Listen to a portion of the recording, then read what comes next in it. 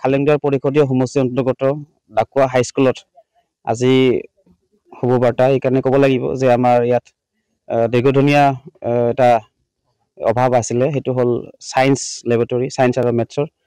সেই আমাৰ অসম চৰকাৰৰ সৰ্বশিক্ষাৰ দ্বাৰা আজি আমি ডাকুৱা হাইস্কুলে পাবলৈ সক্ষম হৈছে 18 লাখ টকাৰ যি ছায়েন্স গৃহ বা ছায়েন্স ৰুম, লেবৰেটৰী ৰুম।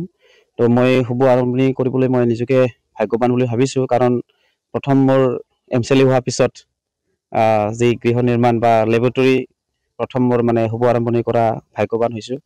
আশা কৰিছোঁ আইথকা দিনত সুন্দৰকৈ নিৰ্মাণ হ'ব আৰু ইয়াৰ দ্বাৰা আমাৰ ছাত্ৰ ছাত্ৰীসকলৰ লাভালাভ হ'ব। আমাৰ ছায়েন্সৰ বা মেথছৰ আজিকালি খুব বস্তুটো প্ৰেক্টিকেল হ'ব লাগে। আমি যেতিয়া পঢ়িছিলোঁ আমাৰ লেবৰেটৰী নাই। চৰকাৰখনে যিখিনি আমাক সুবিধা দিছে ধন্যবাদ জনাব লাগিব। ডক্টৰ হিমন্ত বিশ্ব শৰ্মা ডাঙৰীয়াক মই ধন্যবাদ জনাইছোঁ। আমাৰ শিক্ষা বিভাগৰ যি আমাৰ মিনিষ্টাৰ সন্মানীয় আমাৰ ৰণোজ পেগু ডাঙৰীয়া, ডক্টৰ ৰণোজ পেগু ডাঙৰীয়া মই ধন্যবাদ জনাইছোঁ। তেখেতসকলৰ যি চেষ্টা বা তেখেতসকলৰ চিন্তাধাৰা যি কৰিখিনি তেখেতসকলে নিৰ্মাণৰ কাৰণে সাহায্য আগবঢ়ালে আমাৰ ডাকুৱা হাইস্কুলত, তাৰ বাবে মই ধন্যবাদ জনাইছোঁ।